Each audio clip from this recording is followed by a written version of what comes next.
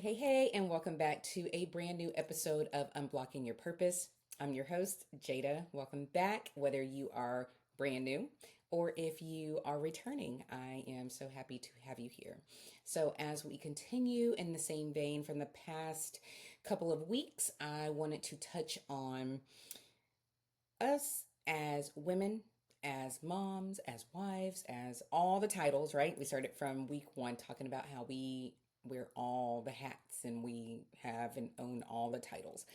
But we, regardless of what you're putting on, we deserve certain things out of this life. As much as we pour into other people, as much as we give, as much as we try to logistically figure it all out for everybody, remembering everything, doing everything, I want us to understand and realize that, sis, you do not have to break in order to deserve a rest. We all deserve rest. We all need it. It is not a luxury.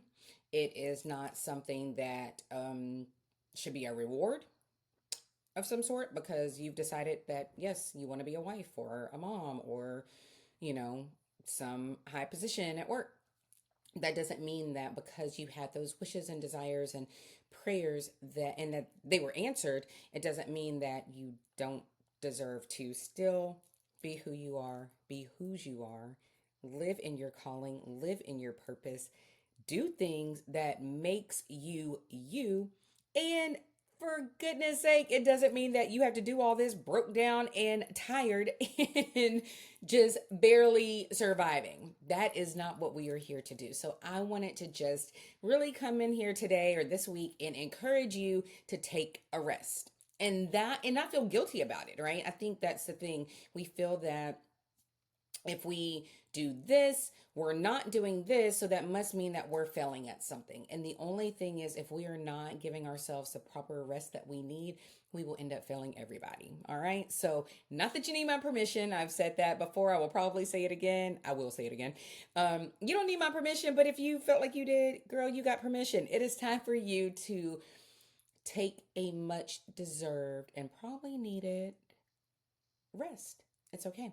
So this week, the Bible verse that I wanted to share with you comes from Matthew 6:34 from the NIV, and it says, "Therefore, do not worry about tomorrow, for tomorrow will worry about itself.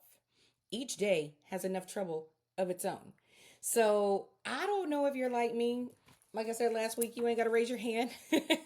I don't know if you're like me, but I I often feel like it has to be me. I have to be the one. I have to be, overly involved in it. If I'm not worrying about it, who's going to worry about it? Who's going to do it? Is it going to get done? And that verse is perfect because guess what? We don't need to be concerned about tomorrow. We need to be concerned with now. Because yesterday is gone. We can't change it. Tomorrow ain't even promised. We may not even get there. But what we need to focus on is the here, the now. Not that we shouldn't plan, because y'all know I'm type A and I'm going to plan. I'm not saying that. But what I'm saying is we don't need to waste the energy, give the time, give the attention to what may or may not happen. That will take care of itself.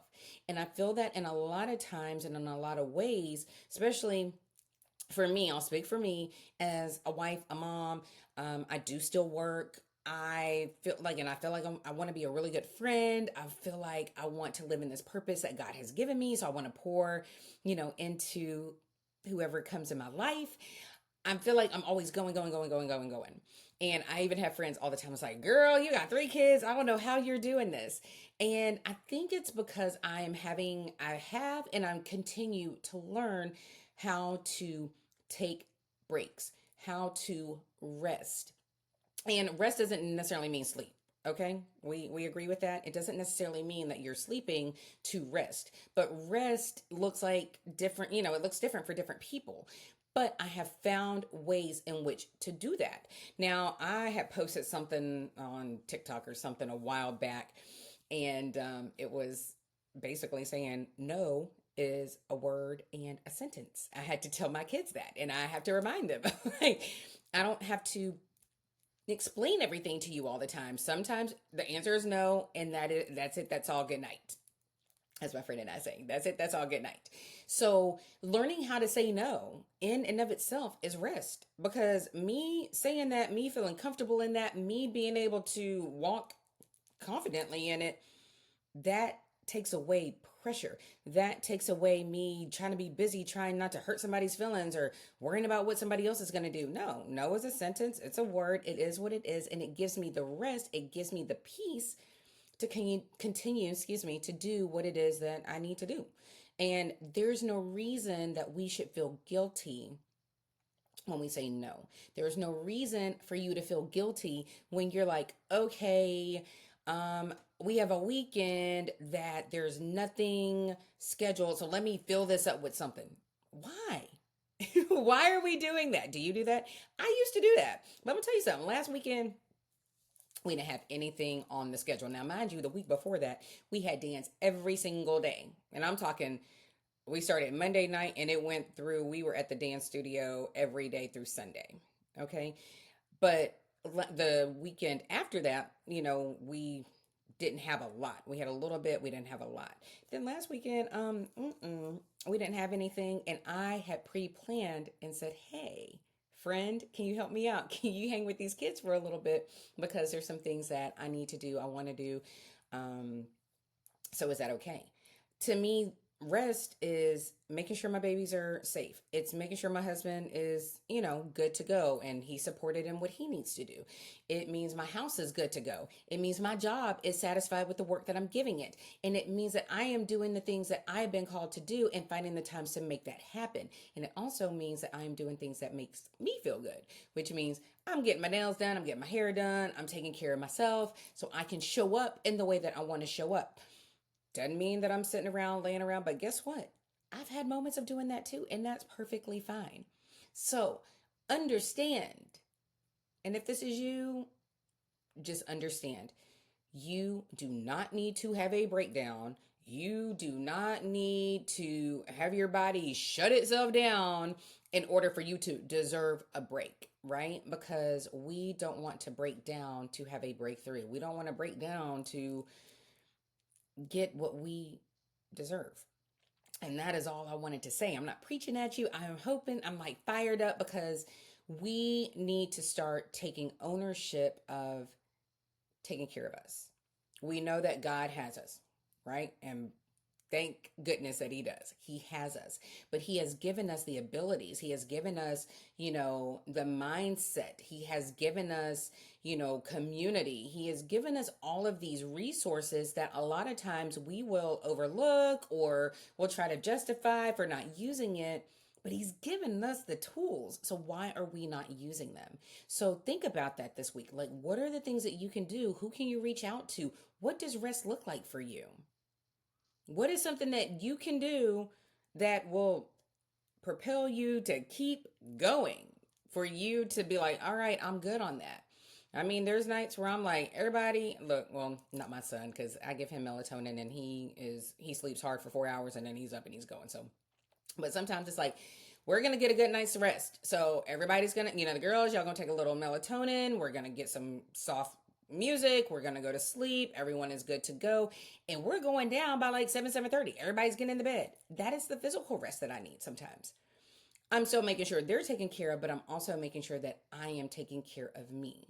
We have to know, we have to realize, when our bodies may start to feel like we're getting a little something. Maybe you're starting to feel ill and it's like, okay, well, let me start tanking up on vitamins or, extra water or whatever that is for you to continue to move as well as you can in the physical capacity.